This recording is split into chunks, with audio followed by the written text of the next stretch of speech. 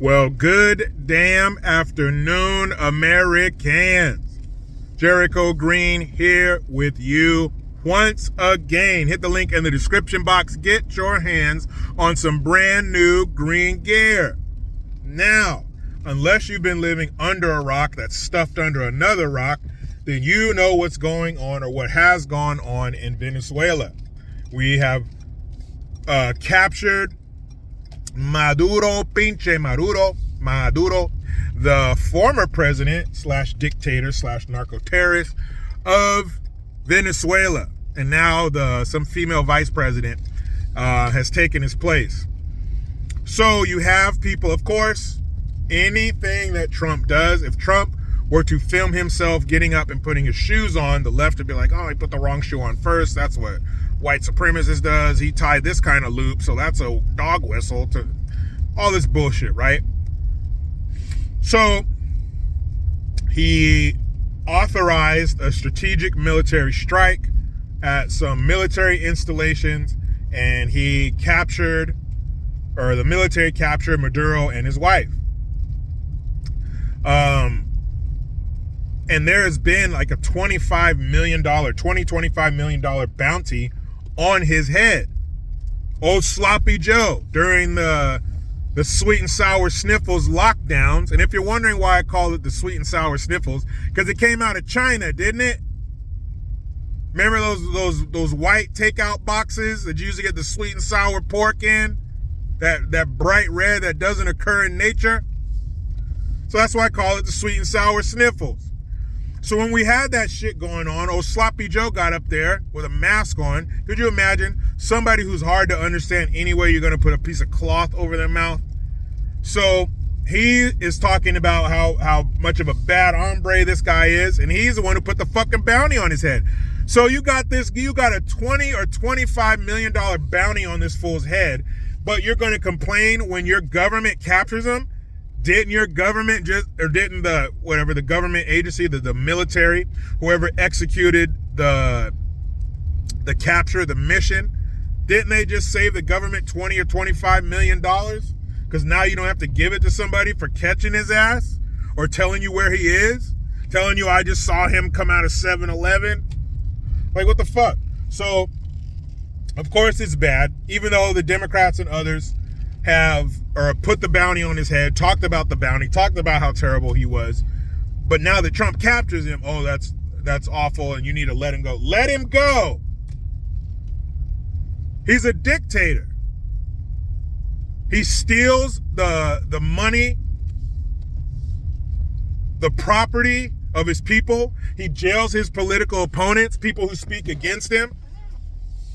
There were stories, I think it was during 2020, around 2020, maybe a little before, but less than 10 years ago, where people were catching animals in the park for protein, where they had to release the animals from the zoo because people were breaking in there to eat the animals.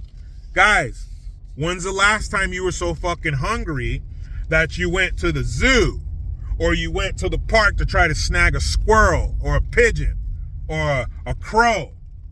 When's the last time you were that hungry? Oh, pick me, teacher. I know the answer. Never. So that's what these people were doing.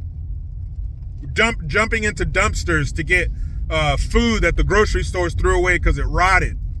Standing in line for hours, almost days at a time, just for the essentials. Sanitary napkins for the ladies, diapers, formula for babies. Now, I'm not saying that's why Trump did that, but that is a product of this happening. This is a derivative, the results of this happening. So Trump said, and I'll put links to all this kind of stuff, you can hear from him yourself. He said, look, we got him, and we are going to put people in charge there to do a peaceful and legal transition of power when that happens. But until then, Marco Rubio and others from my cabinet will be taking over. And he's all, we're going to run Venezuela. We're going to make it prosperous, like it once was. And that's another thing. Venezuela was not in the dark ages and Maduro just kept it going. They were very prosperous before. In the very recent past, they were a prosperous, wealthy nation with wealthy citizens.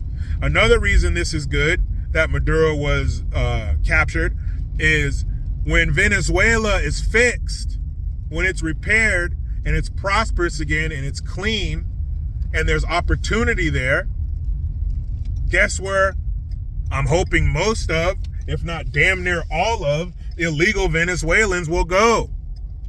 Back home. If you're a legal Venezuelan and you want to stay, hey, welcome, homie. You're part of the family now. If you're illegal, take your ass back home. Now it's fine. Now you don't have to be a quote-unquote asylum seeker. We took away the reason for your asylum. So if you're really an asylum seeker, which we know is bullshit, take your ass home. Problem solved. If you can't live in your house because it was destroyed by a natural disaster, well, when we rebuild your home, take your ass back home. You want to stay in the hotel? You want to stay in this shelter? Fuck no, you want to go home. Go home, you stupid ball. You're too good for your home. So that's another byproduct of that. People will go back home.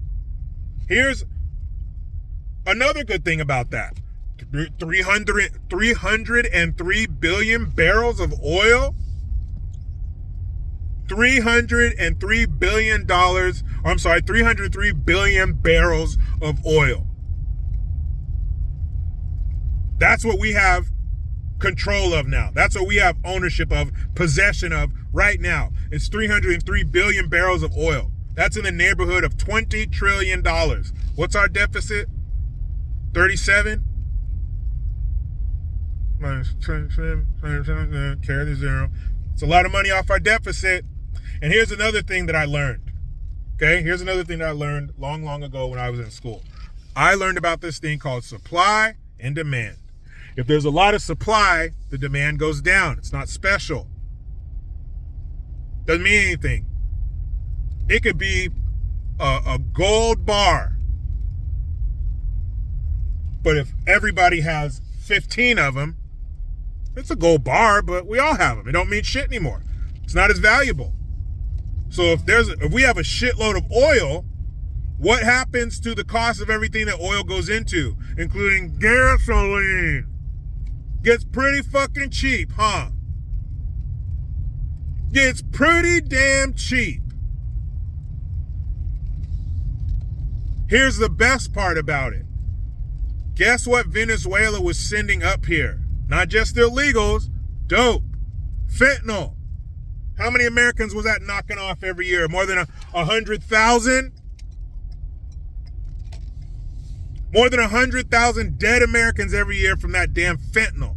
Coming from where? Now, it wasn't all coming from there, but a lot of it was coming out of there. If we can stop any of it, that's a win. If we can stop any parent from living through that, or family member, or spouse, or sibling, or friend, that's a win.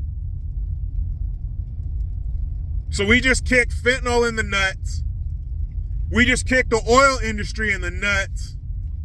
And people have a problem with it. Oh, stupid ass, melted hound dog, James Brown body double, Maxine Waters. I want to know where Maduro is, and Trump better tell me. Bitch, shut up. Take your old ass home, retire. You can't even bite into an apple without fixident being involved. Take your fucking ass home. Trump don't need to tell. That's why he didn't tell you, because you would have leaked it. You probably have Maduro over at your house for dinner. He can't tell you. And it's not an act of war, you stupid shit. I'm talking to you, Zohan Ramadani, the new imam of New York City. What are you going to do? He's in your city. There ain't shit you can do. It's a federal government. They're a couple rungs above you on the ladder of life. An act of war? It's not an act of war. Now, Venezuela, if you want to go to war, go for it. We'll give you the first shot. Venezuela. Venezuela versus America in a war? You guys ever seen that episode of Game of Thrones when the Mountain fought that character that Pedro Pascal, that life-size pussy, was fighting? The Mountain is this dude. He's a strong man. I don't know if he still does it. Current or former strong man from Switzerland or Sweden or some shit. He got one of those names where there's 2 dots over the fucking U, right? His name's like Bjorgen Skirgen. But the guy is 6'10", 425 pounds. Holy shit. That's a big old boy, man. That dude shits like a grizzly.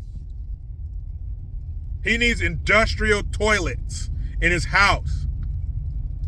But there's an episode where little normal-sized Pedro Pascal fights the Mountain. And the Mountain just grabs his head and crushes his skull inside of his helmet. That's what would happen if Venezuela wanted to go to war with America. It wouldn't be a war. It wouldn't be a battle. Are you kidding me? Venezuela? And then you got the Jew Mexican president of Mexico. What's her name? Shine Bomb? That's a Jewish version of Laderaquis. Like some ghetto ass black name. Shine Bomb? Yeah, you weren't installed. A Jewish president of Mexico? Okay.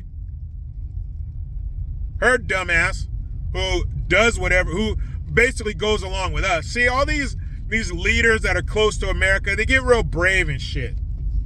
Talking real reckless to America. Because you know we're not going to do anything to you. Because you know you're butted up against the baddest nation in the world. But she's talking about, oh, Trump needs to let him go. Bitch, shut up. You'll be next. We'll come down there, we'll bomb part of your stupid ass country, and we'll take your shit over next. You better get them damn cartels under control.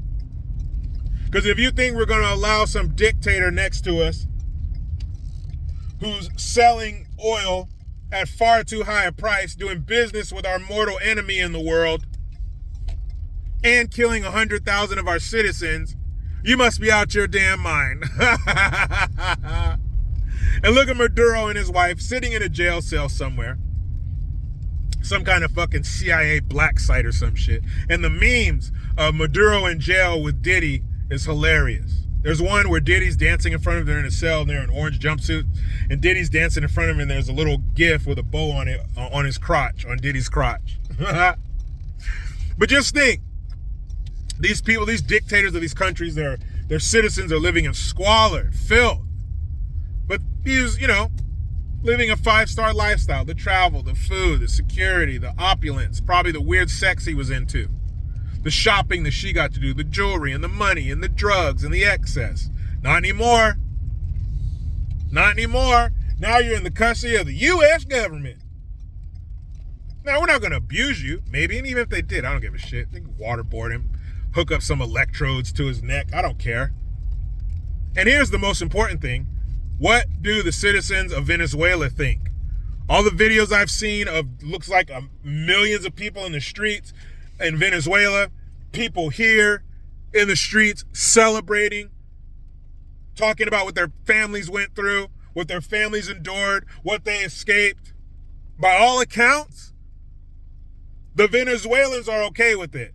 And if the Venezuelans are okay with it, we're not putting boots on the ground. We're getting cheap gas. We're losing less American lives. I don't see the problem. Meet me in the comments. Talk to me, Goose. Maybe I'm missing something. But you know how it goes. I try to be done with the left, but they just won't let me. I'm out.